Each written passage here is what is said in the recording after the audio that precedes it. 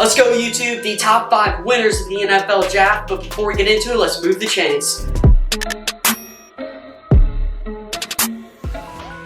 This is the end zone. Let's move the chains, the 5 winners from the 2020 NFL draft. Getting right into it, number 5, I'm going to go with Tom Brady. Now, Tom Brady is a winner because in the first round, they went with Tristan Wirfs, a great offensive lineman that will help Brady. He might be empty set a little bit this year with Bruce Arians, so he needs all the protection he can get. You got to protect the goods. He also got a solid running back, Keyshawn Vaughn from Vanderbilt. Nice pick. And then in my opinion, he got a steal at wide receiver with the Buccaneers, Tyler Johnson. He's a possession guy. But also, with Minnesota, he had a lot of big plays. I think people are downplaying the talent of Tyler Johnson. And I really thought that he was one of the better wide receivers, more underrated wide receivers in the NFL draft. Moving on to number 4, quarterbacks of the future. Now, Joe Burrow is going to be thrown into the fire. He is going to be baptized by fire, but he's got some weapons around him. They drafted T. Higgins, an offensive lineman, and they have some offensive linemen returning already. They do play some good defenses, and Joe Burrow might be a year out. But as for the other quarterbacks, let's look at them. Tua, worst case scenario, probably starting or getting meaningful snaps mid-season with the Dolphins, although many people don't see that happening. Justin Herbert, he's probably sitting the whole entire year behind Tyrod Taylor in a great Los Angeles Chargers team. Jordan Love, the surprise of the NFL draft, whether you like it or not, he is going to be behind Aaron Rodgers, learning from him, and he's just got a future. He's a backup quarterback who's going to be the future of that Packers franchise. Moving on, Jacob Eason, he needs some work, but he has all the potential. He's got a great arm. He's got a strong arm. He's pretty accurate. And guess what? Phillip Rivers doesn't have the longest contract in Indianapolis. So Phillip Rivers is going to teach Jacob Eason, and Jacob Eason might become the future of the franchise. As for Jake Fromm, I felt like he was kind of the one that didn't really fit in with the Bills. That's just my opinion. Let me know what you think down below. Jake Luton, one of my favorite quarterbacks that was kind of a lower pick.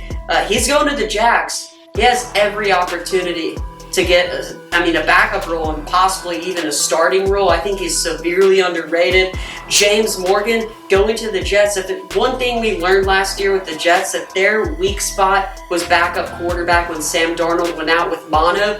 James Morgan isn't the greatest. He's got a really strong arm, needs work on accuracy, but hey, he is a step in the right direction for the Jets organization. And finally, Cole McDonald. Everybody loves Cole McDonald down in Tennessee behind Ryan Tannehill. He's a project, but hey, he can be a great player in the future. Number 3, we're going to go with Pat Shurmur, the offensive coordinator for the Broncos. So Drew Lock is the starting quarterback in Denver, and they really needed to boost this offense. Not only did they do that in the offseason, but that's not what we're going to talk about. They got a steal in Jerry Jeudy, who fell to them because the Raiders got Henry Ruggs.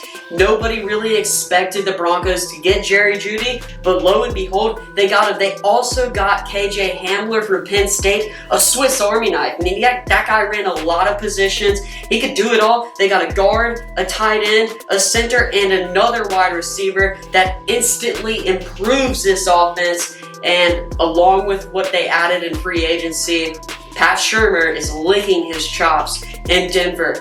Number 2, we're talking about the Ravens offense. Listen, not only does Lamar Jackson get 2 guards from this draft class, but he gets J.K. Dobbins, an elite physical runner who can eat up all the tackles you need. And not only that, but he also gets solid receivers. Devin Duvernay, a nice, fast, deep threat from Texas.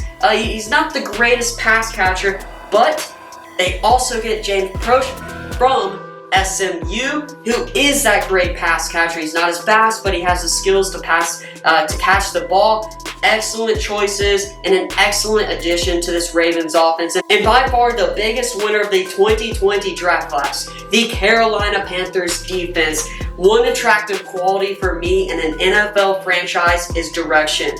And nothing screams direction like drafting all defensive players, and that's just what Matt Rule did. He came into Carolina, he saw what needed to be fixed. Guess what he did? He got Derek Brown, Yetur Gross-Matos, Jeremy Chin, Troy Pride Jr., Kenny Robinson Jr., Bravion Roy, Stanley Thomas Oliver. While all these defensive players might not end up hitting it, you can guarantee at least 2 or 3, and you can even get 1 star out of this. That makes the Carolina defense that much better and that much scarier for a solid team with things looking up for Matt Rule. Let me know what you think down below, who the winners and losers are for the 2020 NFL Draft. Thanks for watching the End Zone. Make sure to like, subscribe, and comment so we can move the chains.